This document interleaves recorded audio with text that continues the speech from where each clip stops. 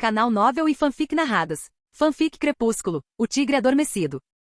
Capítulo 127. Duas vistas, um céu estrelado. Ponto de vista de Leia. A caminhada de volta para casa foi envolta em um silêncio denso, não do mundo ao nosso redor, mas do próprio vínculo que nos unia. A dor pesava em cada pensamento. Nenhuma piada de Jared. Nenhuma aspereza de Paul. Nem mesmo a habitual segurança de Jacob conseguiu amenizar o que nos aguardava no fim da floresta. Quando ultrapassamos a linha das árvores, Jared havia se juntado a nós novamente, o último membro do grupo até então, caminhando ao nosso lado. Voltei e peguei o Embry. Achei que ele deveria estar aqui para a matilha, explicou Jared. Embry Call, a mente da matilha a informou, havia também algo mais envolvendo os pensamentos de todos sobre Embry, mas não consigo me concentrar nisso no momento. 7 lobos, movendo-se como um só, diminuíram o passo na entrada do quintal. As luzes dentro da casa brilhavam fracamente, aquecendo o ambiente na escuridão. Pela janela, eu a vi. Mamãe, parada na cozinha, olhando em volta como se tivesse perdido alguma coisa. Ela parecia menor do que eu jamais a vira, o peso da perda puxando seus ombros para baixo. 7 gemeu baixinho, suas patas se movendo nervosamente contra a grama congelada. Seus pensamentos percorreram a ligação, hesitantes, mas intensos. Ela está sozinha. Ela precisa de nós. Fiquei paralisada onde estava. A lembrança do rosto dela na cozinha me atingiu em cheio, os olhos arregalados e horrorizados quando me mexi pela primeira vez. O jeito como ela empalideceu antes de gritar o nome do papai. O medo. A incredulidade. Eu não pensei baixinho, com o peito apertado. Ela não me quereria. Meu olhar se voltou para Sam. Ninguém me quer. Percebi um lampejo de vergonha no rosto de Sam antes que ele pudesse disfarçar. Seth virou a cabeça bruscamente na minha direção, seus pensamentos se interrompendo de repente. Sim, ela é. Ela é nossa mãe. Mas antes que eu pudesse argumentar, antes que a vergonha pudesse me dilacerar novamente, a porta dos fundos se abriu rangendo. Mamãe saiu para a varanda. Seu olhar percorreu o quintal, passando pelos lobos enormes que a encaravam. Por um longo instante, a noite ficou imóvel. Então seus olhos pousaram em Seth. Meu bem. Sua voz falhou, suave e embargada, mas firme. É você, não é? Seth congelou, cada fibra do seu corpo tremendo. Então, avançou com força, as patas batendo com força na grama. Parou bruscamente a poucos metros dos degraus onde ela estava, enorme e trêmulo, os olhos fixos no rosto dela. Por um instante, pensei que ela fosse se encolher, que ela recuaria como antes. Mas ela não fez isso. Desceu os degraus da varanda e caminhou direto até Seth. Suas mãos se estenderam e afundaram em seu pelo, agarrando-o como se nunca mais fosse soltá-lo. Meu menino, ela sussurrou com as lágrimas molhando sua juba. Meu Seth. Seth gemeu, pressionou a cabeça contra o peito dela, e então seu corpo estremeceu, se remodelou, até que ele estivesse ali ajoelhado em sua pele humana, nu e tremendo de dor. Ela o puxou para seus braços, sem hesitar. Apenas uma mãe segurando seu filho. A conexão se silenciou da parte dele. Nenhum pensamento, nenhuma voz. Apenas silêncio onde Seth estivera. A ausência deixou um vazio em mim, agudo e inesperado. Os olhos da mamãe se ergueram, passando por ele, procurando o restante do grupo de lobos. Eles me encontraram onde eu permanecia na beira do quintal, ainda lobo, ainda imóvel. Leia, disse ela com a voz embargada. Por favor, venha cá, querida. A matilha me pressionava, Jacob firme, Jared inabalável, até mesmo a presença alfa de Sam me cutucando.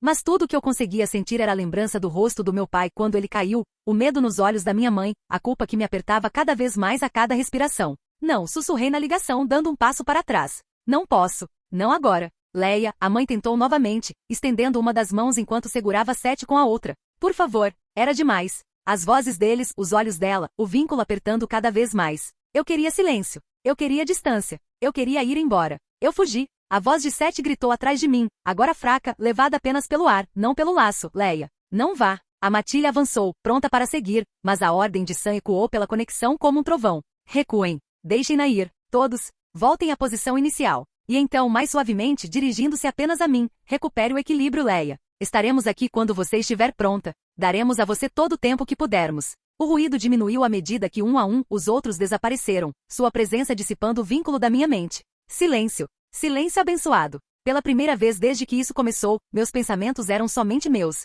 A floresta passou por mim num turbilhão de troncos negros e luar prateado, minhas patas cavando o chão como se eu pudesse fugir do peso no meu peito. Eu não me importava para onde estava indo, só queria ir embora. Para longe dos olhos da mamãe, dos apelos de Seth, do laço que me apertava demais. Eu só queria silêncio. Galhos chicoteavam meus lados. Raízes agarravam minhas patas. Meus pulmões ardiam, meus músculos gritavam, mas eu não parei até meu corpo ceder. Minhas patas deslizavam contra as pedras, minhas garras arranhavam a rocha. O cansaço do primeiro turno e da longa noite finalmente me alcançando. Eu fiquei ofegante enquanto olhava ao redor. A clareira me era familiar. A pedra solitária, um tanto plana, perto do centro, me indicou onde eu estava. A pedra de Thomas. A clareira que aquela garota Cullen me disse que ele gostava de frequentar. De alguma forma, às cegas, minhas pernas me trouxeram até aqui. Meu corpo cedeu contra a pedra, minhas laterais arfando. O silêncio se instalou pesado e profundo, quebrado apenas pelo som da minha respiração irregular. Pela primeira vez desde que tudo se despedaçou, as vozes da matilha haviam sumido, o vínculo estava silencioso. Era só eu.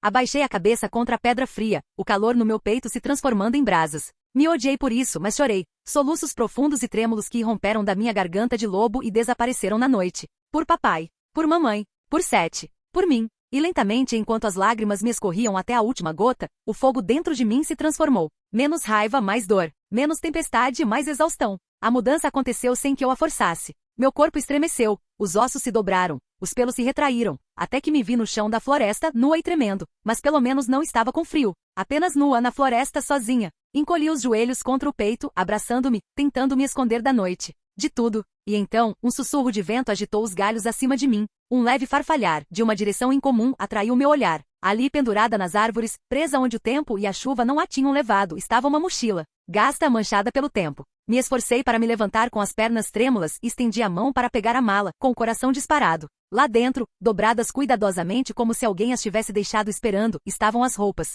Grandes demais para mim, mas de alguma forma familiares, de alguma forma aconchegantes. De Thomas. Vesti a camisa pela cabeça, o tecido solto, a barra roçando minhas coxas. Tinha um leve cheiro de fumaça e pinho, e algo quente que eu não conseguia identificar. Encostei-me à pedra, agarrando o tecido com força, e pela primeira vez em anos olhei para as estrelas. Ponto de vista de Thomas. As estrelas no Nepal eram nítidas e infinitas, espalhadas como gelo pelo céu negro. Deitei-me no telhado da cabana da minha avó, com os braços cruzados atrás da cabeça, deixando o frio penetrar na minha pele. O ar aqui em cima sempre tinha um toque cortante, mas esta noite parecia ainda mais intenso. Durante meses dediquei-me aos treinos, à luta contra o meu próprio sangue, à tentativa de compreender no que estava me transformando. As montanhas me deram silêncio, a aldeia me deu lições, mas nenhuma delas me deu o que eu mais precisava. Não um lugar, pessoas. Duas em particular. O calor obstinado de Bella. O anseio silencioso de Edith, sua necessidade de pertencer. Ambas esperando a quilômetros de distância enquanto eu lutava com unhas e dentes por fragmentos de controle. Soltei um longo suspiro, observando dissipar-se numa nuvem pálida contra as estrelas. Estava quase na hora. Meu fogo estava mais estável agora. Minhas formas me obedeciam na maioria das vezes, mesmo que a meia transformação ainda me drenasse mais rápido do que deveria. Eu não havia terminado, mas estava perto o suficiente. Já está perto o suficiente para começar a voltar para casa. O pensamento me consumia não com medo, mas com saudade. Uma atração mais forte que as intrigas de clã, mais forte que o silêncio da montanha. Meu lar não era ali, nunca fora. Eu sabia disso quando cheguei, mas agora eu tinha forças para partir, e não olharia para trás. Sentei-me com a decisão firme no peito. Amanhã, começaria a arrumar as malas. Apenas as coisas que trouxe comigo, e os 3 livros que minha avó escreveu. A tribo talvez os queira. Diria adeus, mesmo aqueles que não quisessem ouvir minhas despedidas. E então partiria. Levaria comigo o que aprendi e faria a longa viagem de volta para Forks. De volta ao lugar onde meu coração esperava. Agora, a única questão era se eu parava primeiro em Itaca, para dar uma surra em Edward e arrastá-lo de volta para que Bella pudesse fazer sua escolha, ou se eu ia direto para Forks e a deixava decidir como enfrentá-lo. Talvez eu devesse perguntar primeiro a Edith o que ela achava. Com essa decisão tomada, entrei para dormir.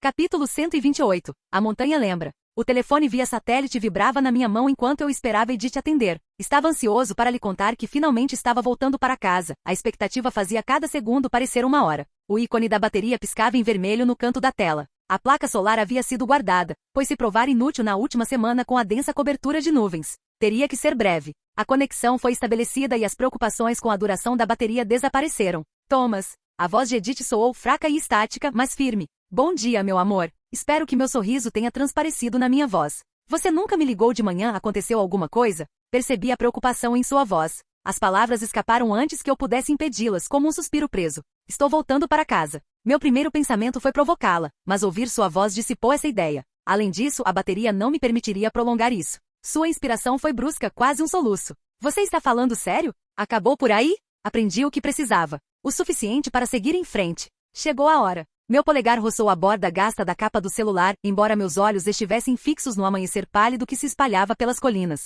A única questão é, devo ir direto para Forks ou para você em Itaca? Do lado dela, houve silêncio, quebrado apenas pelo leve crepitar do sinal. Quando falou, sua voz era ao mesmo tempo ansiosa e contida. Quero dizer para você vir aqui. Até mim. Mas Bella, Charlie, eles estão em Forks. A decisão de Edward não deve ter sido fácil para eles. Assenti com a cabeça para mim mesma. Então talvez eu veja os voos em Katmandu. Veja o que faz sentido. Ligo assim que souber. Promessa? Eu prometo. Sua voz baixou para um sussurro que a estática quase engoliu. Só, se apresse. A ligação caiu, deixando-me sozinho com o ar rarefeito da montanha e o peso no peito. Pela primeira vez em meses, o caminho à frente estava livre. Guardei o celular na capinha, coloquei a mochila no ombro e saí pela porta em direção a uma casa para a qual não pretendia voltar. Meus pés me levaram até o campo de treinamento, onde eu sabia que Rohan estaria. O pátio fervilhava com o som de punhos golpeando carne e pés batendo na terra endurecida pela geada. Rohan permanecia do outro lado, braços cruzados, seu olhar penetrante acompanhando cada movimento. Ele não gritava, não andava de um lado para o outro, não precisava.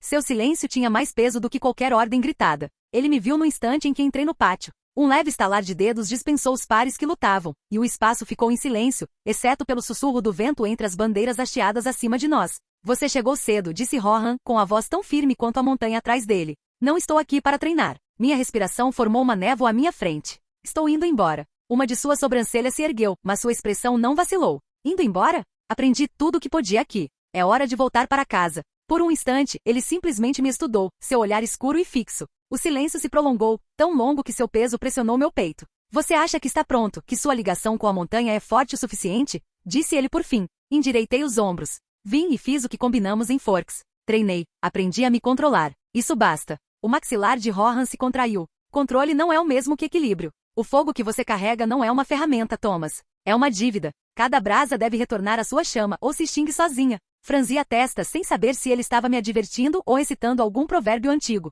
Eu consigo. Vou continuar em frente. Além disso, você não pode esquecer que meu sangue não é o mesmo que o deles. Os Quileute sobrevivem longe da montanha. Os olhos de Rohan se estreitaram, uma sombra tremeluzindo atrás deles. Os Quileute são primos, sim, mas não são iguais. O fogo deles é menor, ligado de forma diferente. O seu arde com mais intensidade, mais selvagem. Esse sangue te torna mais perigoso, não menos. Levantei o queixo. Perigoso para quem? Eu o mantive sob controle. Você viu. Ele se aproximou à voz baixa, carregando o peso da pedra. Por enquanto. Mas o fogo descuidado não se importa com a força de vontade. Ele devora. Se nos anos vindouros, você sentir que ele está se apagando, se sentir que está se transformando em cinzas, você deve retornar à montanha. É a única maneira de perseverar. Forcei-me a encarar seu olhar, embora meu peito apertasse com algo que eu não queria nomear. Não pretendo voltar. Pela primeira vez desde que o conheci, a compostura de Rohan vacilou. Não raiva, medo. Ele disfarçou rapidamente, voltando o olhar para os picos escuros como a neve acima. A montanha se lembra do que lhe é negado, murmurou ele, mais para o vento do que para mim.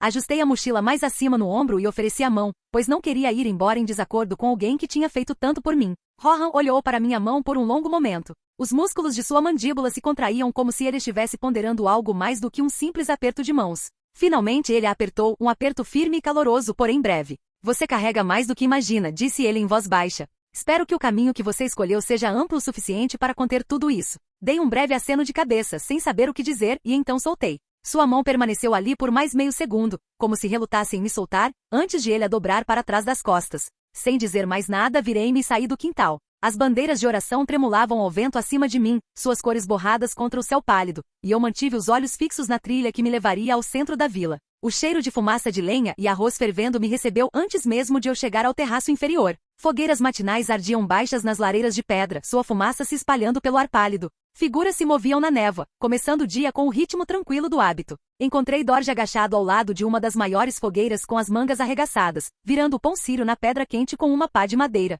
Seu rosto estava avermelhado pelo calor e pelo esforço, mas o sorriso familiar surgiu no instante em que me viu. Thomas. Ele se endireitou, limpando a cinza das mãos. Você parece um homem com uma decisão na cabeça. Venha, coma antes de falar. Eu ri involuntariamente, pegando o pão rústico que ele colocou na minha mão. Vou embora hoje. Está na hora. Seu sorriso vacilou, embora ele tentasse disfarçar com um aceno de cabeça. Eu imaginei. Você tem estado com esse olhar ultimamente, como se seus olhos já estivessem em outro horizonte. Não que você alguma vez tenha se sentido realmente satisfeita aqui. Devo-te mais do que posso expressar, disse-lhe. A tua paciência, a tua comida, o teu humor tornaste este lugar suportável. Dorje bufou, mas seus olhos brilhavam. Bah, eu só te alimentei para que você não definhasse e nos envergonhasse a todos. Mas se algum dia você voltar, meu fogo estará aqui e minha panela estará cheia. Talvez então eu finalmente consiga te derrotar no campo de treinamento. Apertamos os antebraços, seu aperto firme e constante, daquele tipo que carregava tanto uma despedida quanto uma promessa. Caminhe em segurança, Thomas Raizel, disse ele. E aonde quer que seu fogo leve, não deixe que ele o consuma por completo. Assenti com a cabeça, engolindo em seco, e me virei para o caminho que levava ao portão. Atrás de mim, a fumaça subia em espirais, carregando o cheiro de pão e cinzas para o céu da manhã. As últimas palavras gritadas por Dorje fizeram meu passo acelerar um pouco. É melhor você passar pelo portão antes que a Galmei descubra que você está indo embora. O caminho foi se estreitando à medida que me aproximava do portão da vila. Alguns madrugadores interromperam o trabalho para me observar passar, não com hostilidade, mas com aquela curiosidade cautelosa que sempre me demonstravam. Como se não conseguissem decidir se eu pertencia àquele lugar ou não. Talvez tivessem razão. Quando cheguei ao portão, meu tio estava lá, esperando. Ele se encostou no velho poste de madeira, braços cruzados, olhos fixos em mim. Não disse nada, não levantou a mão, apenas observou. O silêncio era mais pesado que palavras, mas não frio. Julgamento talvez. Ou aceitação. Ou ambos. Inclinei a cabeça em sinal de respeito. Ele retribuiu com um leve aceno de cabeça. Isso foi tudo. Bastou isso. Ajustei a altura da minha mochila e passei por ele, as botas rangendo contra a geada. Não visto por Thomas. De um nicho sombrio junto à muralha, Rohan observava. Seu capuz estava puxado, sua presença oculta, embora seus olhos nunca se desviassem da figura enquanto ela se movia para além do portão. Você está deixando ele ir. As palavras foram ditas em voz baixa, destinadas apenas a ele. Viagra aproximou-se, o rosto do homem mais velho contraído, a voz tensa de preocupação. Seu olhar seguiu Thomas pela trilha. Fogo indomável levado para o mundo. Se a montanha for negada, o que isso significará para ele? Para nós? Rohan moveu a mandíbula, mas sua voz permaneceu baixa. Não cabe a nós decidir. A escolha sempre foi dele. A mão de Viagra se fechou em um punho. A escolha pode condená-lo. Ou pior, condenar a todos nós. A montanha se lembra, disse Rohan, repetindo suas palavras anteriores. Ela terá o que merece, de uma forma ou de outra. Talvez seja a hora de ver se os erros do passado não se repetirão. Não somos governantes e não deveríamos ser, mas talvez ela nos mostre um caminho. Guias, talvez? Eles permaneceram em silêncio, observando Thomas caminhar pela trilha que o afastava da aldeia. Capítulo 129. Saindo da casa de Giva. Ponto de vista de Thomas. Mantive os olhos fixos na trilha estreita à frente, o caminho de pedra serpenteando para baixo entre terraços de rocha e vegetação rasteira. O ar da manhã trazia a sensação gélida do gelo, e a geada brilhava nas fendas das pedras. Pela primeira vez desde que cheguei, senti que estava avançando por conta própria. Cada passo após o portão era mais leve, mais livre. O som de passos apressados quebrou essa ilusão, ecoando nitidamente contra a rocha. Thomas. May me alcançou pouco antes da curva da trilha, sua respiração ofegante por causa da corrida, seu chale escorregando por causa do frio. Você não ia se despedir? Perguntou ela, com a voz áspera, mas trêmula por baixo. Ajustei a alça da minha mochila, me firmando. As despedidas só tornam a partida mais difícil. Eu não queria isso para você. Seus olhos brilhavam. Não finja que isso é misericórdia, Thomas. Você está fugindo, não apenas desta aldeia, mas de mim. Abri a boca para lhe dizer o quão enganada ela estava, mas ela se aproximou, interrompendo-me. Você acha que eu não vejo o que você é? Você não é uma raposa, presa a um único amor para a vida toda. Você carrega o sangue do tigre. Tigres não pertencem a apenas um. Suas fêmeas compartilham, contanto que o tigre as escolha com ferocidade suficiente. As palavras me impactaram mais do que eu esperava, não por serem verdadeiras, mas pela extensão do esforço que ela estava disposta a fazer para consegui-las. Balancei a cabeça negativamente.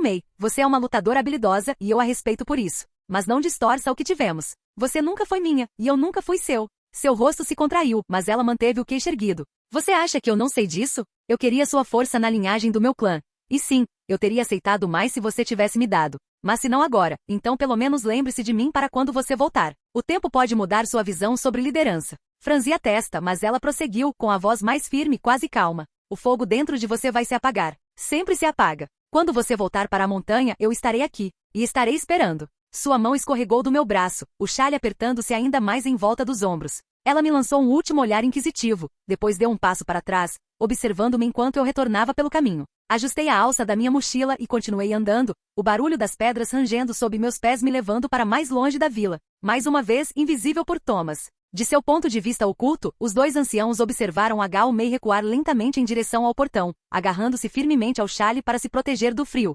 Viagra balançou a cabeça em voz baixa. A garota pensa que é esperta, mas o subestima. Ela busca o sangue dele para o seu clã, e ainda assim fala de tigre sem saber o que isso realmente significa. Uma raposa não pode pensar como um tigre. O olhar de Rohan deteve-se na figura de Thomas enquanto esta diminuía de tamanho ao longo do caminho rochoso. Os tigres não se prendem a uma toca nem a um único parceiro. Sua força reside na solidão. Mas quando escolhem, escolhem com uma ferocidade que nenhum lobo ou raposa consegue igualar. Os olhos de Viagra se estreitaram. Essa ferocidade pode romper laços tanto quanto os cria. O coração de um tigre é amplo, mas não gentil. Os lábios de Rohan se comprimiram. Talvez. Ou talvez seu coração trilhe um caminho que ninguém espera. A montanha se lembra, sim, mas talvez se lembre dele de forma diferente. Nota do autor: estou intencionalmente mantendo essa despedida vaga e um pouco confusa para que eu possa retornar um dia, caso queira expandir a história dos clãs. Sinto que ficou incompleta porque não consegui levar a narrativa para onde eu queria. Mas, na realidade, isso pode nunca acontecer. Ponto de vista de Thomas. Ajustei a alça da minha mochila mais uma vez e parei.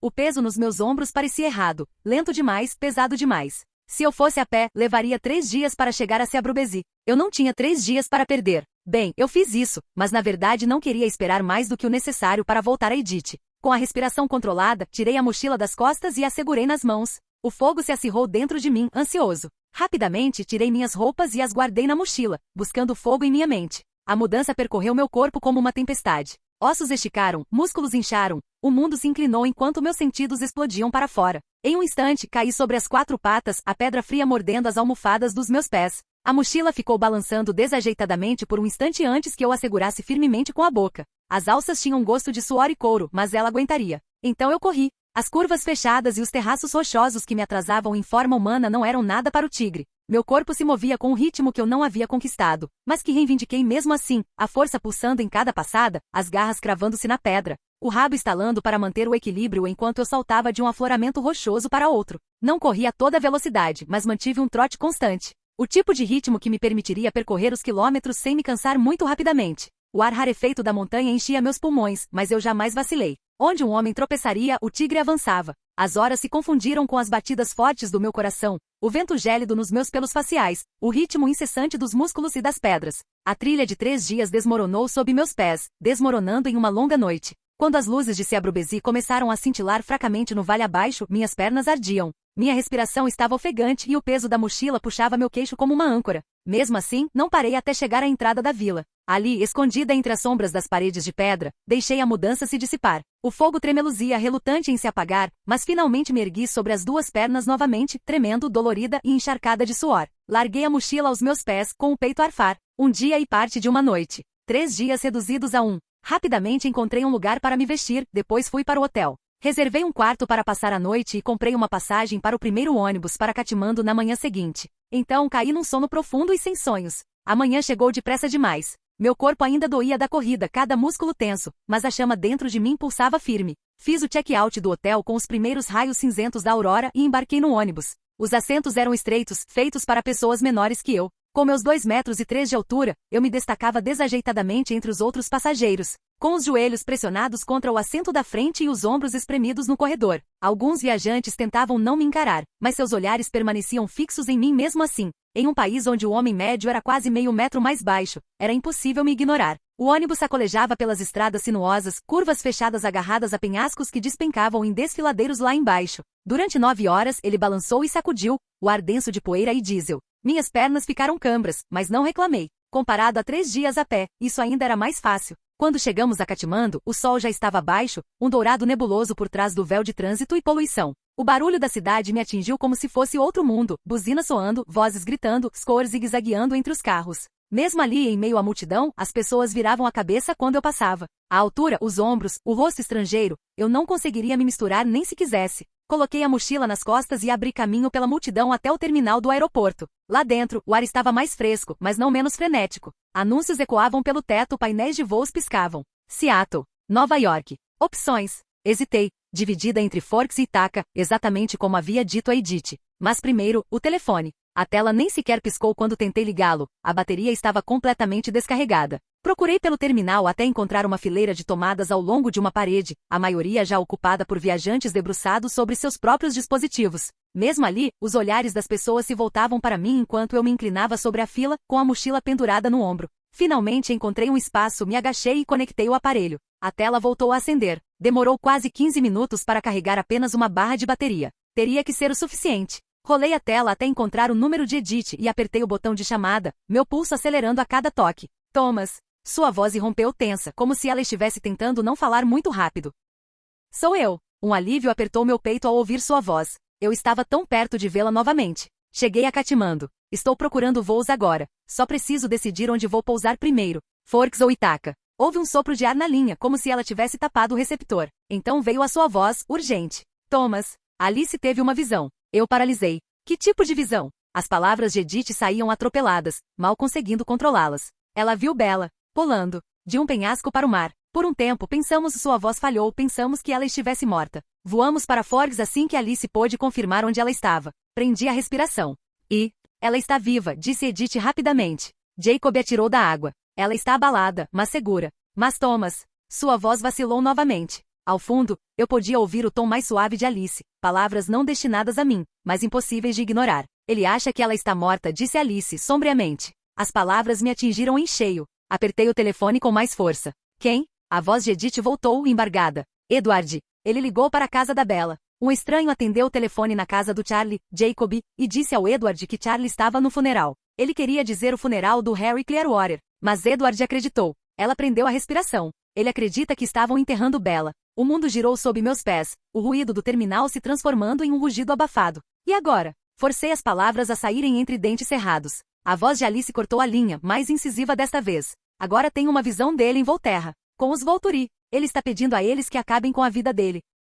Capítulo 130. Corrida para Volterra. Ponto de vista de Thomas. Por um instante fiquei imóvel. As palavras ele está pedindo para que acabem com a vida dele ecoavam na minha cabeça, não com medo nem com tristeza, mas com incredulidade. Edward estava fazendo isso de novo. Fugindo da destruição que ele mesmo causou e deixando todos os outros sangrando sob as consequências. O fogo dentro de mim cresceu não de tristeza, mas de raiva. Ele se afastou de Bella para protegê-la, despedaçando-a em vez disso. E agora, sabendo o que isso fez com ela, ele estava tentando se apagar, tornar sua ausência permanente. O que isso faria com ela? Com Edith? Com os outros? Que idiota egoísta! Apertei os punhos até que minhas unhas cravassem nas palmas das minhas mãos. Se ele queria morrer, tudo bem, mas ele não tinha o direito de arrastá-los para o fundo do poço com ele. O aeroporto ao meu redor se transformou em um ruído branco, vozes, motores, passos, tudo se dissipando sob um único pensamento insistente: eu preciso impedi-lo. O fogo dentro de mim rugia, pulsando contra meu crânio como se quisesse sair. As pessoas se viraram quando minha cadeira arrastou pelo chão, mas eu não liguei. O parafuso que deveria prendê-la se soltou com um estalo metálico que mal percebi.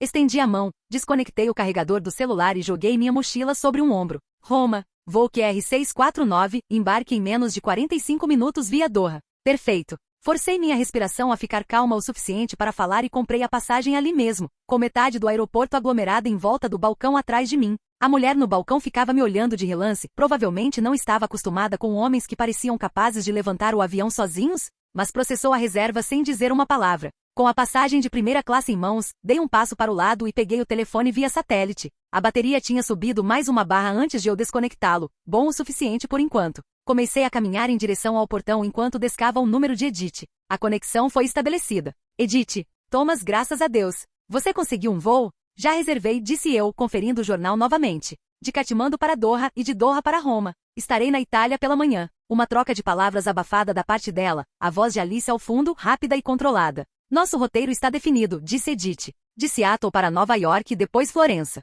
Bella está conosco. Ela está abalada, mas sabe que é a única que pode contatá-lo. Ótimo, eu disse. Isso vai mantê-la firme. Ela vai se manter forte por ele. Ela é a única a quem ele dá ouvidos, admitiu Edith. Alice diz que ele vai fazer uma petição aos Volturi esta noite, mas ele tem planos caso eles o rejeitem. Meu maxilar se contraiu. Então vamos mais rápido. Eu sei que ele é seu irmão, Edith, mas se ele sobreviver a isso, nós dois vamos ter uma conversa. Houve uma pausa, uma respiração suave e estática entre nós. Thomas, não faça nada imprudente. Os Volturi. Edith, interrompi. Só me restou a imprudência. Ligo quando aterrissar. Ouvi-a começar a protestar, mas o sinal de embarque ecoou pelo terminal, agudo como um sino. Encerrei a chamada antes que ela pudesse dizer mais alguma coisa e guardei o telefone via satélite na caixa. Meu pulso ainda martelava nos meus ouvidos, mas a decisão estava tomada, não havia mais volta. Quando finalmente cheguei ao meu assento, as luzes da cabine estavam diminuindo. Primeira classe, espaço extra para as pernas, mas ainda apertado demais para alguém do meu tamanho. Meus joelhos roçavam a divisória, meus ombros quase encostando no corredor. Mesmo assim me acomodei, com os olhos fixos na janela enquanto o avião começava a se mover. O avião decolou na escuridão, as luzes da cidade diminuindo lá embaixo. Minha respiração se acalmou. Essa seria a parte difícil. Esperar e ficar sentada imóvel enquanto eu estava com pressa. Logicamente, eu sabia que estava na rota mais rápida possível, mas não me mexer me dava a sensação de que não estava realizando nada. Tentei descansar, mas minha mente insistia em voltar para Forks. O rosto de Bella, a voz de Edith. As escolhas que Edward fez e as consequências com as quais todos tiveram que conviver. Apesar de toda a sua conversa sobre amá-la e protegê-la, ele nunca confiou que Bella fosse capaz de escolher por si mesma. As horas se passaram em silêncio até que as luzes da cabine mudaram para um brilho pálido de amanhecer. Me espreguicei, sentindo os ossos estalarem, e conferi o mapa de voo na tela à minha frente. Doha é 30 minutos para o pouso. O terminal em Doha era de pedra polida e luz suave, um zumbido discreto sob os anúncios que ecoavam pelo ar. Estiquei as pernas que estavam rígidas, e segui o fluxo de passageiros até o saguão principal. Tudo brilhava vidro cromo mármore.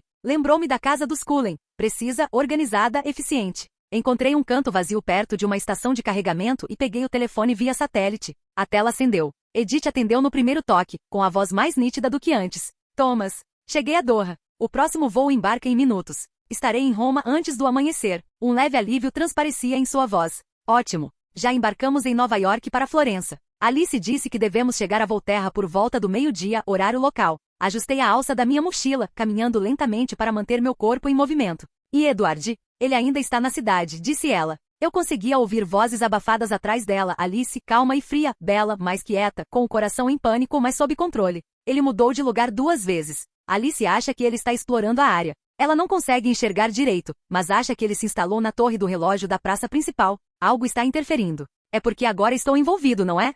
Eu disse. Isso turva a visão dela. Exatamente. Houve uma pausa. Quase pude ouvir sua hesitação através da estática. Thomas, não sabemos no que estamos nos metendo. Os Volturi não são como outros clãs. Eles têm regras. Se eles te enxergarem como uma ameaça, não vão, respondi categoricamente. A menos que me deem um motivo. Você não pode enfrentá-lo sozinho. Não precisarei, eu disse. Você chegará em breve. Sua voz suavizou. Por favor, prometa-me que você vai esperar fora da cidade. Vou ficar por perto o suficiente para observar, eu disse, desviando-me da promessa. Edith suspirou, uma resignação silenciosa transparecendo na linha. Você sempre faz o que acha que deve fazer. Só quando for importante, eu disse. Do outro lado da linha, ouvi fracamente a voz de Bella, perguntando algo que não consegui entender. Edith murmurou uma resposta baixa demais para eu ouvir, e então voltou a falar comigo. Ela agradeceu, ela me disse. Para quê? Por vir. Expirei lentamente, olhando através das amplas janelas de vidro. A aurora tocava o horizonte, um dourado suave contra o preto. Diga a ela para se lembrar desse sentimento quando eu e Edward conversarmos sobre as ações dele que causaram toda essa confusão.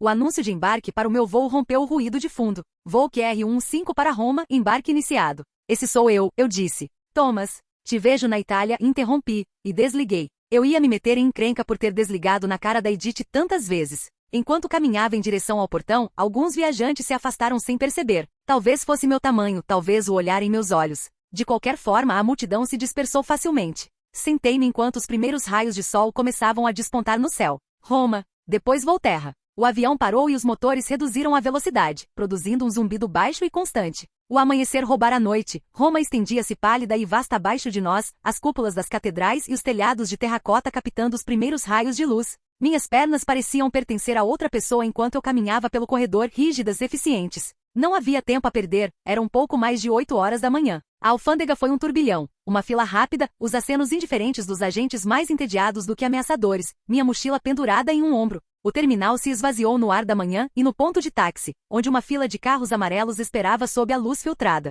Homens de jaquetas escuras discutiam em voz baixa, a fumaça do cigarro subindo em espirais no frio. Caminhei direto para o grupo, ombros largos no espaço aberto, e não havia como confundir minha aparência, impossível de ignorar. Eles olharam para cima, naturalmente se afastando por um instante. Peguei minha carteira de viagem e mostrei um maço de notas americanas.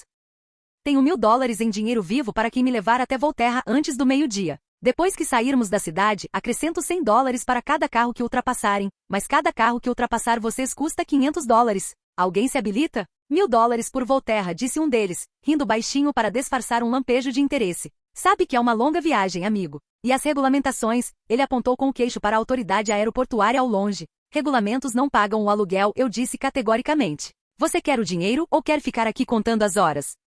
Capítulo 131. A Cidade Vermelha. Ponto de vista de Thomas. O homem que finalmente se apresentou era magro e jovem, com olhos penetrantes e o sorriso fácil de alguém que vivia por instinto. Aceito seu acordo, disse ele. Mas se eu levar uma multa, você paga dela também. Tudo bem, eu disse. Ele gritou algo para os outros em italiano rápido, provavelmente reivindicando a corrida como sua, e então me fez sinal para ir até o carro dele. Não era grande coisa, um sedã compacto com o para-choque arranhado e uma garrafa de água pela metade no porta-copos. Mas o motor parecia bom, e isso era tudo o que eu precisava. Meu nome é Marco, disse ele enquanto eu jogava minha mochila no banco de trás e me acomodava ao lado dela. E você, Thomas? Ele assentiu com a cabeça, sentando-se ao volante. Então segure-se, Thomas. Os pneus cantaram quando saímos da faixa do aeroporto e entramos na autoestrada em direção ao norte. Roma passou rapidamente como um borrão de luzes traseiras vermelhas e raios de sol da manhã refletidos nos tetos dos carros. No início, a estrada estava suficientemente livre para que Marco pudesse testar os limites do seu motor, zigue-zagueando pelo trânsito, murmurando satisfação cada vez que ultrapassávamos um carro.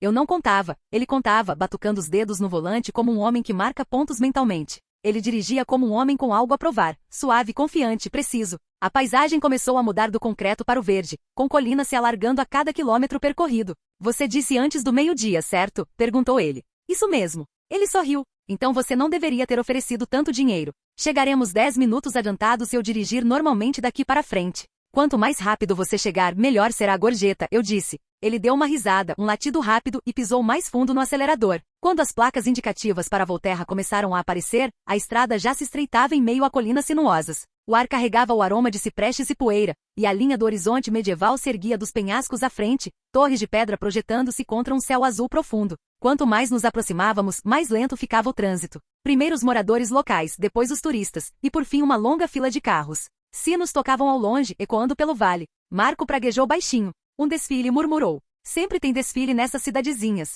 Então, num lampejo de cor vibrante, um Porsche amarelo passou em disparada pelo acostamento, o ronco do motor cortando o silêncio como uma lâmina. Marco piscou, depois soltou uma risada incrédula. Que injustiça! Isso não é justo. Você diz que cada carro que eu ultrapasso me rende dinheiro, e aquele que me ultrapassa como o próprio diabo. Você sabe como funciona. São menos 500 como combinamos, eu disse rindo. Momentos depois, ele bateu com a mão no volante em frustração, após tentar seguir o exemplo do Porsche, encostando no acostamento, mas as pessoas não estavam colaborando. A estrada estava completamente congestionada, com a multidão do festival saindo pelos portões de pedra à frente. Não posso levá-los mais longe, disse ele, frustrado. A praça estará fechada. Tem gente demais. Tudo bem. Tirei o dinheiro do meu casaco e entreguei a ele o valor total, mais algumas notas extras pelo incômodo. Você me deixou bem perto. Saí para o meio da avalanche de ruído e luz solar. O ar estava denso de vozes, o calor emanando das pedras da rua como se fossem um ser vivo. Por um instante a pressão dos corpos e o barulho me atingiram com mais força do que a luz. Há apenas alguns meses, talvez um ano, uma multidão como essa teria me sufocado, me arrastado de volta ao eco dos tiros e gritos naquele shopping de Denver.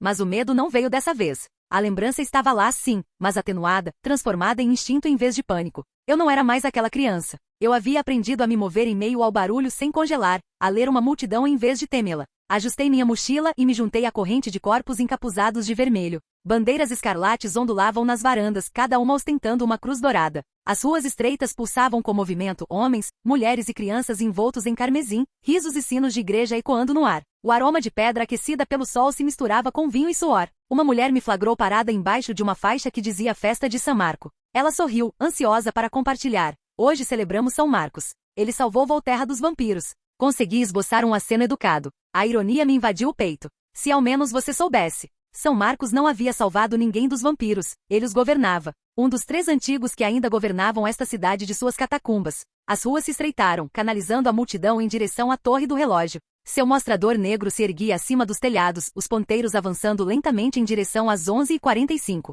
15 minutos. Talvez menos. Os sinos tocaram novamente, reverberando pelas minhas costelas. Acelerei o passo, procurando entre os capuzes vermelhos um rosto familiar, ou algo fora do lugar. Um pequeno beco se ramificava à direita. Entrei nele, deixando o ruído diminuir até se tornar um murmúrio abafado. O beco dava para uma praça menor, cercada por lojas fechadas. De lá, eu podia vislumbrar a orla da praça principal, iluminada, lotada, fervilhante. Alguém passou carregando uma cesta de rosas, pétalas se espalharam pela pedra como gotas de sangue. Segui a pessoa em direção à praça principal, ainda procurando por alguém conhecido, prestando atenção especial a nichos escuros que pudessem esconder algum idiota prestes a fazer alguma besteira. A praça se abriu diante de mim num esplendor de luz solar e vermelho. Bandeiras tremulavam no alto, crianças agitavam estandartes, os sinos da igreja e o relógio da torre anunciavam o meio-dia com tanta força que era difícil pensar. E no centro, emoldurada por pedras centenárias, uma figura saiu de um nicho lateral, caminhando em direção à luz do sol enquanto começava a desabotoar a camisa. Eduardo. Então, uma voz que eu reconheceria em qualquer lugar cortou o som dos sinos, um único grito rouco.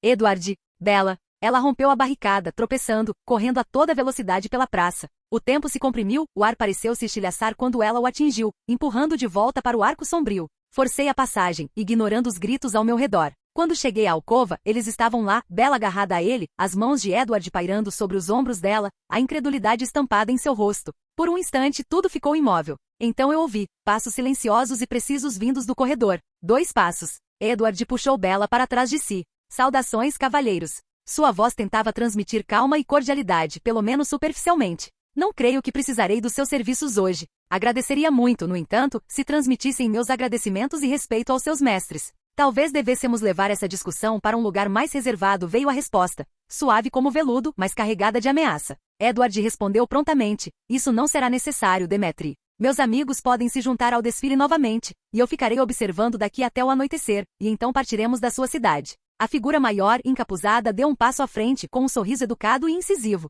Creio que Demetri estava apenas a salientar que o sol em breve alcançará este enclave. Portanto, deveríamos mesmo mudar-nos para um local mais reservado. Edward inclinou levemente a cabeça. Tudo bem, Félix, deixe-me apenas acompanhar esses dois de volta ao desfile, e eu os acompanharei. Afinal, nenhuma regra foi quebrada aqui. O sorriso de Félix se alargou. As regras são flexíveis em Volterra. Seu olhar carmesim deslizou para mim, depois para Bella. E os visitantes raramente saem sem um guia. Mudei de posição, dando meio passo à frente, perto o suficiente para desviar a atenção deles de Bella. O ar entre nós pareceu adensar, pesado e expectante, a calmaria antes de um raio. Então, novos passos ecoaram pelo corredor estreito, leves, mas deliberados. Enquanto mantinha os olhos fixos em Félix e Demetri, ouviu-se aproximando por trás. Meus punhos se fecharam por instinto, um calor subindo pelo meu peito. Se eles tentassem alguma coisa, eu me certificaria de que a multidão lá fora percebesse de um jeito ou de outro. Uma voz melodiosa e divertida dissipou a tensão. Vamos nos comportar, certo? Félix virou ligeiramente a cabeça, com um lampejo de irritação nos olhos.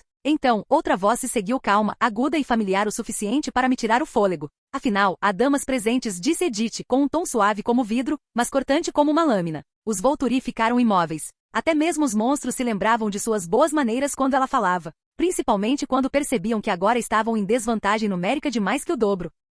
Alice juntou-se a Edward e Bella enquanto Edith se aproximava de mim. Precisei de toda a minha força de vontade para não a abraçar e esmagá-la contra o meu peito. Mas eu sabia que virar as costas para os dois só atrairia perigo. Senti um certo prazer ao perceber que um pequeno grupo de pessoas estava observando nosso grupo, o que pareceu deixar as duas figuras encapuzadas nervosas. Suficiente. A nova voz era mais aguda, pausada, imponente e vinha de trás de nós. Olhei por cima do ombro e vi uma pequena figura encapuzada liderando várias outras pessoas em nossa direção. A situação já não nos favorecia em termos numéricos. Capítulo 132. Sob a Cidade Vermelha. Ponto de vista de Thomas. O arco lateral onde estávamos ficou em silêncio. Até os sinos pareciam hesitar entre as badaladas. A jovem de manto escuro avançou, pequena e delicada contra as paredes de pedra, mas o espaço ao seu redor se alterou como se a própria gravidade hesitasse em tocá-la. Atrás dela, mais figuras encapuzadas apareceram, deslizando em formação silenciosa até que o corredor estivesse meio preenchido por capuzes negros e rostos pálidos. Félix baixou a cabeça. Jane. Ela não lhe deu atenção. Seus olhos carmesins e antigos, apesar da juventude de seu rosto, percorreram cada um de nós, um por um. Detiveram-se em Bella, depois em Edward e finalmente em mim. Por um instante, seu olhar se aguçou curioso, como de um gato que percebe um som fora do comum. Mestre Aro irá recebê-lo, disse ela simplesmente. As palavras não eram um pedido. Ninguém questionou. Até mesmo a autoconfiança descomplicada de Félix se transformou em obediência. O sorriso de Alice era fraco e frágil. Que gentileza! Os lábios de Jane se curvaram num gesto que não chegou a ser um sorriso. Sim, por aqui, por favor. As poucas pessoas que se reuniram para observar o grupo no arco murmuraram confusas quando os Volturi começaram a se mover. Para elas, devia parecer uma procissão ou vestes negras conduzindo um grupo pelas vielas da cidade. Um guarda deu um passo à frente e afastou uma grade na parede. Uma escadaria de pedra desgastada descia para o interior da cidade, iluminada apenas por tochas que tremulavam em suportes de ferro. A mão de Edith roçou brevemente na minha antes de ela seguir Jane para baixo. Seu toque era frio, mas me deu segurança. Olhei uma vez para a praça iluminada atrás de nós, a luz do sol, o barulho, a cor, e então segui os outros para a escuridão. O ar ficava mais fresco a cada passo, o barulho do festival diminuindo. O corredor levava a um portão trancado que, uma vez aberto, dava acesso a uma escada que nos levava para baixo da cidade. O ar mudou no instante em que descemos o último degrau. O calor da superfície desapareceu, substituído por um frio mais antigo que a própria pedra. Tochas tremeluziam ao longo das paredes, sua luz fraca demais para dissipar a escuridão. Apenas a escolta se movia conosco, 10 vampiros, deslizando em uma formação perfeita. Jane liderava, sua pequena figura cortando o ar como uma lâmina. Félix e Demetria flanqueavam, músculos e precisão. Os demais seguiam em intervalos regulares, silenciosos e vigilantes. Não havia outros guardas à espera nos corredores. Isso era quase pior. O vazio fazia com que cada passo ecoasse como uma batida de coração num túmulo. Eu os observei enquanto caminhávamos. O passo de Félix carregava o peso de um brigão. O de Demetria era equilibrado sem esforço. Mas Jane não andava como uma lutadora. Ela andava como alguém que sabia que nunca precisaria lutar. Algo nela me fez perder o controle dos meus pensamentos. Na luz bruxuleante ela parecia jovem. Mal tinha 11, talvez 12 anos. Seu rosto era liso, ainda conservando a delicadeza de uma criança. Inclinei-me para mais perto de Edith, tentando manter a voz baixa. Você me disse uma vez que os Volturi proíbem transformar crianças. Que isso sempre acaba em caos. Seus olhos permaneceram fixos à frente. Sim, conseguem. Crianças não controlam a sede nem o temperamento. A lei é absoluta. E quanto a ela? Assenti levemente na direção da pequena figura à nossa frente. Ela parece... Não terminei, mas a palavra ficou ali pairando no ar. Criança. O corredor ficou em silêncio. Jane parou de repente. Virou a cabeça o suficiente para que um de seus olhos carmesins fosse iluminado pela luz da tocha. Os dedos de Edith roçaram nos meus em sinal de aviso. Tarde demais. O sorriso de Jane era delicado, deliberado. Que observadora, disse ela com a voz doce como a geada. A maioria das pessoas não vive o suficiente para perceber. Félix deu uma risadinha discreta, mas mesmo ele se afastou meio passo dela. Não tive a intenção de ofender, respondi calmamente. Só, surpresa. Surpresa, ela repetiu, experimentando a palavra como se fosse estranha. Seu olhar deslizou sobre mim, avaliando-me, catalogando-me. Que refrescante. O tom de Edith tornou-se seco. Ele é novo neste mundo. Sua curiosidade não é desrespeito. O sorriso de Jane não mudou. A curiosidade ainda pode ser perigosa, principalmente quando se esquece do seu lugar. Então ela se virou e continuou caminhando, seu manto sussurrando sobre a pedra. O restante da escolta voltou a se mover, o ritmo restabelecido, mas a atmosfera ainda não havia se recuperado. Parecia carregada agora, como metal prestes a ser atingido por um raio. Edith exalou suavemente ao meu lado. Você acabou de ganhar uma amiga para a vida toda. Não parecia amigável. Ela me lançou um olhar inexpressivo, como se eu não tivesse percebido o óbvio. Sarcasmo. Dei um sorriso sem graça. Ei, vamos lá. Tenho passado muito tempo com o Rohan ultimamente. Vai levar um tempo para eu reconhecer os tons de voz. Seus lábios se contraíram, o mais próximo que cheguei de um sorriso desde que começamos a descer aqui. Depois disso, caminhamos em silêncio. Até as tochas pareciam mais silenciosas. Foi nesse momento que Edward finalmente falou com a voz baixa. Alice, o que aconteceu? Os olhos dourados de Alice se voltaram para ele, depois para o acompanhante que nos cercava. É uma longa história, disse ela, mantendo o tom calmo. Resumindo, Bella pulou de um penhasco. Mas não numa tentativa de suicídio, como pensei a princípio. Ela fez uma pausa, sua expressão se tornando severa. Aparentemente, Bella está curtindo esportes radicais ultimamente. O tom cortante de sua voz ecoou na pedra. Não consegui conter o riso que me escapou. Qualquer esporte que Bella pratique acaba sendo extremo. Geralmente para todos os envolvidos, mas especialmente para ela. Bella corou e baixou a cabeça, recusando-se a olhar para qualquer pessoa. Alguns dos vampiros próximos inspiraram levemente, seus olhares se voltando para ela. O som era quase delicado, mas eu percebi que estavam apreciando seu perfume. Aquele som fez algo lá no fundo do meu peito se contrair. Um rosnado escapou antes que eu pudesse impedi-lo, baixo, mas suficiente. Os acompanhantes se moveram, uma onda de alerta que atravessou sua formação como o vento na grama. A mão de Edith roçou meu braço, apenas um toque de aviso. Edward ficou em silêncio e voltou sua atenção para Alice. Por alguns segundos, o ar pareceu pesado com algo não dito. Seu rosto assumiu aquela expressão taciturna familiar.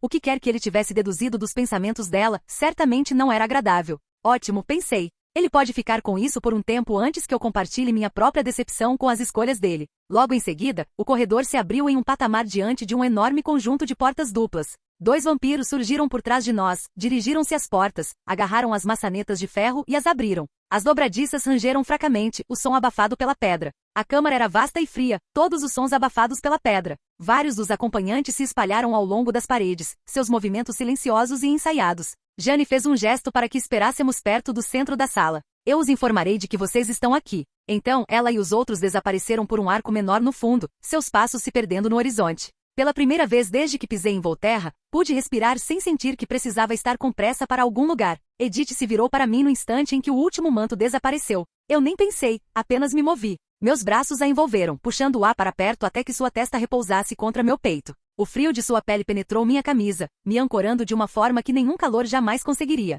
Senti tanta saudade de você, murmurei. Sua voz era suave. Prometa que você nunca mais vai me deixar assim. Beijei o topo da sua cabeça, fechando os olhos por um instante. Só você me pedir, sussurrei. Será motivo suficiente para me separar de você de novo. De novo. Um som cortou o momento ao meio, um resmungo curto e zombeteiro. Eduardo. Ele estava a poucos passos de distância, braços cruzados, mandíbula tensa. Não é hora para isso. Afrouxei o aperto mortal em Edith e me virei para ele, a calma que me levará até ali finalmente se quebrando. Não, é o momento perfeito. Antes que alguém pudesse me impedir, encurtei a distância entre nós. Meu punho atingiu sua barriga com tanta força que o som ecoou na pedra ao redor. Edward se curvou, todo o ar em seus pulmões foi expelido. Isso foi por terem colocado a mim e a tudo que amo em perigo. Edward endireitou-se e seus olhos mostraram o choque por eu realmente tê-lo atingido com força suficiente para machucá-lo.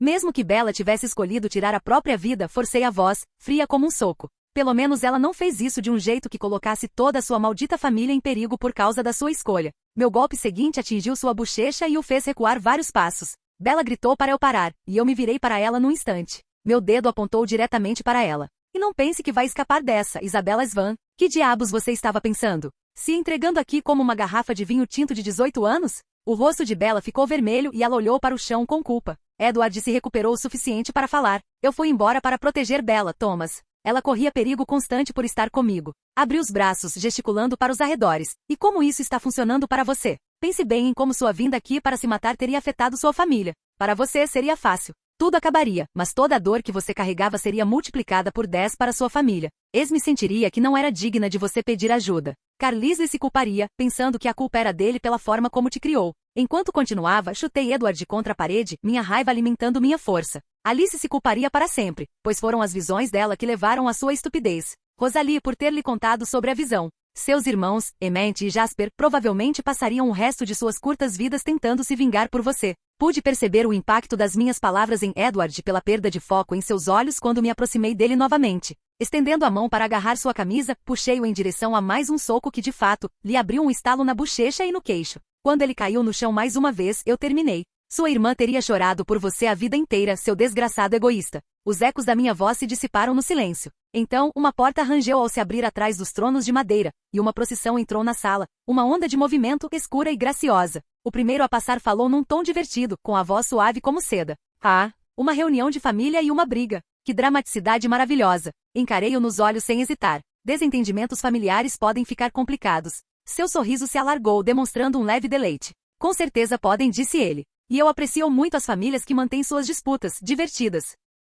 Capítulo 133. Algumas regras são flexíveis. Lançando-me um olhar furioso, Bella correu para o lado de Edward para ajudá-lo a se levantar. Voltei-me para Edith com um lampejo de culpa no rosto. Olhei para ela pedindo desculpas pelo meu acesso de raiva, mas ela não pareceu chateada, não de verdade. Conhecendo-a, provavelmente concordava com a maior parte do que eu havia dito. Quando olhei para trás, em direção aos tronos, vi que aquele com quem eu havia falado agora estava diante do assento central. Os outros 2 tronos não estavam mais vazios. O vampiro à esquerda tinha cabelos castanho escuros que lhe chegavam aos ombros e uma expressão tão inexpressiva que quase irradiava tédio. Parecia quase ausente, com um olhar desfocado, como se já tivesse vivido o suficiente para perder o interesse por qualquer coisa nova. O trono à direita abrigava alguém de aparência mais jovem, seus traços mais suaves, sua postura mais ereta, mas seus cabelos eram brancos, quase da mesma tonalidade que os meus. Era difícil determinar a altura deles enquanto estavam sentados, mas o do meio parecia um pouco mais baixo que os outros. Seus cabelos eram negros e brilhantes, caindo lisos até os ombros. Sua expressão era calma, até mesmo agradável, embora algo nela me causasse arrepios. O que mais me atraiu foram os olhos deles, todos da mesma tonalidade de vermelho turvo, como se séculos tivessem atenuado a cor por trás de uma fina camada de névoa. E a pele deles não era como a de nenhum vampiro que eu já tivesse visto. Ainda pálida, mas não fosca, brilhante, quase translúcida. A luz da tocha não apenas refletia neles. Ela os atravessava, dispersando-se levemente como a luz incidindo sobre o vidro ou a superfície de uma pérola. Pareciam frágeis, mas eu sabia que não eram. Fragilidade tão antiga nunca foi fraqueza. Era refinamento, o tipo de refinamento que transcende o próprio tempo. Enquanto eu inspecionava nossos anfitriões, uma porta lateral se abriu, dando acesso a outro pequeno grupo de vampiros. Através da porta, vislumbrei rapidamente o que parecia ser uma mesa e a mesa de uma recepcionista com uma mulher ao lado. Não tinha certeza, mas o vislumbre de pele bronzeada que consegui captar me disse que ela era humana. Esquisito. Minha atenção voltou-se para os recém-chegados. A figura principal removeu o capuz, revelando o outro vampiro que, assim como Jane, parecia jovem demais para a autoridade que ostentava. Seus traços eram quase idênticos aos dela, marcantes, pálidos, sem idade aparente. Esse devia ser Alec, o irmão que Edith havia mencionado certa vez. Ele caminhou diretamente até sua irmã, beijou cada uma de suas bochechas e disse com um sorriso irônico: "Que injustiça, você o encontrou primeiro."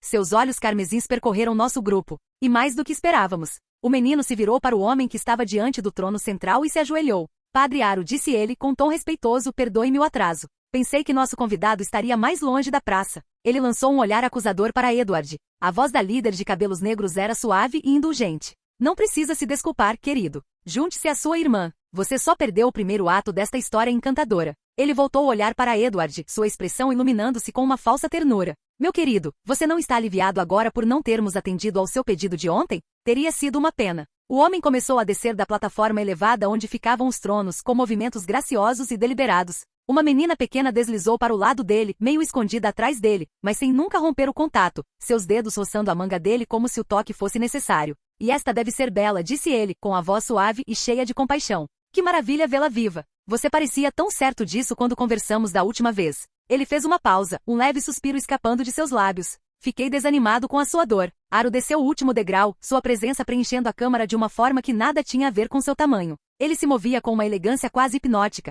como se cada movimento tivesse sido ensaiado por séculos. Edward permaneceu tenso, protegendo Bella levemente com o corpo. O sorriso do vampiro se alargou com o gesto. Sempre o protetor, murmurou ele, em tom de aprovação. Que atitude humana a sua. Aro então se virou para Alice. Minha querida Alice, como desejei conhecê-la. As lembranças que Edward tinha de você me proporcionaram uma admiração indescritível em todos os meus anos. Ouvi Edward explicando para Bella que Aro conseguia ler todas as memórias de uma pessoa com um simples toque. Quando ele terminou de lhe contar, Aro interrompeu. Mas querida Bella, seria muito mais conveniente se eu não precisasse tocar em ninguém. Assim como o jovem Edward aqui, quando eu era jovem, eu só conseguia ouvir os pensamentos da pessoa no momento presente. Levei anos para chegar onde estou agora. Isso me faz pensar. Será que Edward vai evoluir como eu evoluí com o passar dos anos? Então seus olhos se voltaram para Edith, e seu sorriso se acirrou. Ah, e não nos esqueçamos dos poderes impressionantes da bela Edith. O mesmo dom que seu irmão, mas com a capacidade de silenciá-lo à vontade. E mais ainda, o poder de dobrar os outros à sua vontade com apenas um olhar e uma palavra.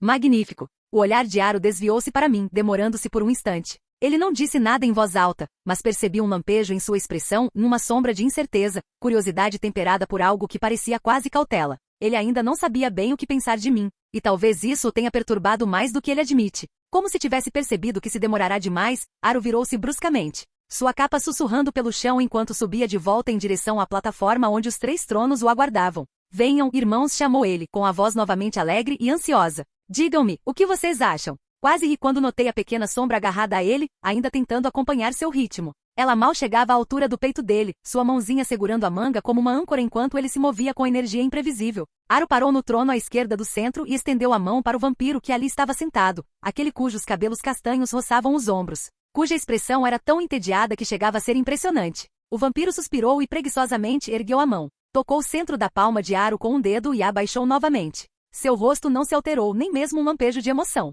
É verdade, irmão, disse ele em voz baixa e distante. É uma visão maravilhosa. Seu entusiasmo é contagiante. Ao meu olhar inquisitivo, Edith respondeu calmamente. Marcos consegue ver os laços entre as pessoas, murmurou ela. Aparentemente, os laços entre todos nós, até mesmo entre você e Edward, são excepcionais para a nossa espécie. A caminho do trono final, o sorriso de Aro se iluminou ainda mais. Que conveniente não precisar tocar em alguém para saber seus pensamentos. Pensei que já tivesse superado o ciúme. Ele balançou a cabeça levemente enquanto estendia a mão em direção ao último dos 3 líderes, Caio presumi. Independentemente do que Caius tenha dito, claramente não agradou a Edith nem a Edward. A mão de Edith apertou a minha com força, um aperto tão potente que poderia quebrar um osso se ela quisesse. De repente fiquei feliz por não ter soltado a chama que ainda ardia dentro de mim, a mesma chama que eu usará para literalmente quebrar o rosto de Edward minutos antes. O sorriso de Aro se desfez quando ele se endireitou. Seus olhos encontraram Edward novamente, estudando-o, ou melhor, o braço que ele havia envolvido protetoramente a cintura de Bella.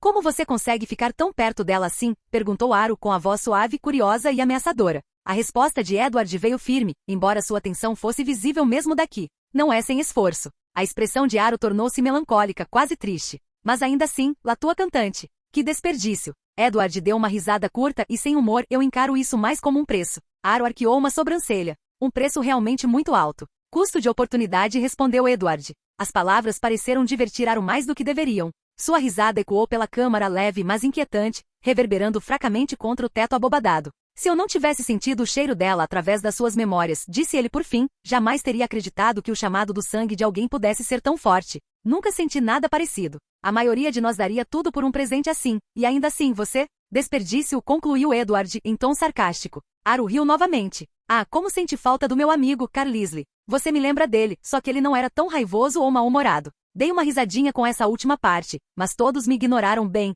Edith apertou minha mão em sinal de concordância. O riso de Aro se dissipou, embora o sorriso permanecesse. Seu olhar voltou-se mais uma vez para Bella, curioso e penetrante. E no entanto, disse ele suavemente, ela vive. Uma humana que conhece nosso segredo, cercada por imortais. Que extraordinário. Bella enrijeceu, mas não desviou o olhar. Eu não represento uma ameaça para vocês, disse ela rapidamente, com a voz firme mesmo enquanto seu coração batia forte o suficiente para todos nós ouvirmos. A expressão de Aro se suavizou, como a de um professor divertido com a confiança de um aluno. Nenhuma ameaça? Oh, meu caro, você é uma ameaça. Mas não por maldade. Você é uma variável em uma equação cuidadosamente equilibrada. A mortalidade tende a complicar as coisas. Ele se virou ligeiramente para seus irmãos. Caio, Marcos, o que vocês dizem? Um humano que conhece a nossa espécie? A resposta de Caio veio seca e imediata. É proibido. Seus olhos vermelhos ardiam de desprezo. A lei é clara, irmão. Você se deixa levar demais pelo sentimentalismo. O sorriso de Aro vacilou, embora seu tom permanecesse leve. Ah, sim, a lei. Marcos nem se deu ao trabalho de levantar o olhar. Seria mais limpo se ela ficasse em silêncio, disse ele secamente, como se estivesse falando do tempo.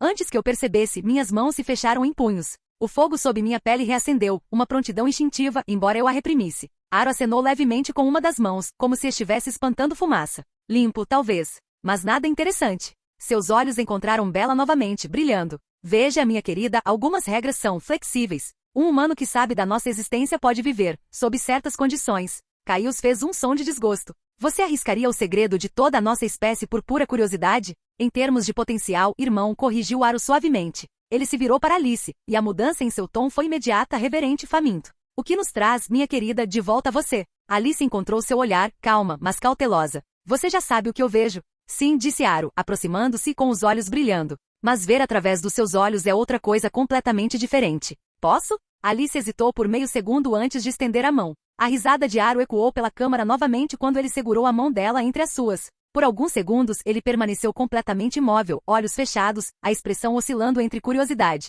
deleite e algo que parecia perturbadoramente com alegria. Quando a soltou, sua voz era baixa, quase reverente. Ah, ela se juntará a nós. Bela piscou. O quê? Seu futuro, minha querida, disse Aro com um leve sorriso. Alice vê você transformada, refeita. Assim, nosso pequeno problema se resolve sozinho. Caio sibilou sem se impressionar. Assim diz uma visão. E se a visão mudar? Aro apenas deu de ombros, indiferente. Então voltaremos a analisar a questão. Mas por agora, ele abriu os braços, a voz voltando a ficar melodiosa. Nenhuma lei foi quebrada, nenhum sangue foi derramado. Estou bastante satisfeito. Expirei lentamente, a tensão se dissipando dos meus ombros, embora eu não ousasse relaxar completamente. O jeito como os olhos de Aro alternavam entre nós, entre mim, Edith e Bela, me dizia que ele ainda não havia terminado de catalogar suas curiosidades. Obrigado por assistir, se gostou deixa o like e inscreva-se. Quanto mais apoio, mais vídeos. E se possível apoie o canal doando no Pix do canal, na descrição do vídeo ou qualquer valor ajuda. Assim o canal pode trazer novels e fanfics de autores pagos e novos vídeos são postados com mais frequência. Muito obrigado a todos, curtam o canal.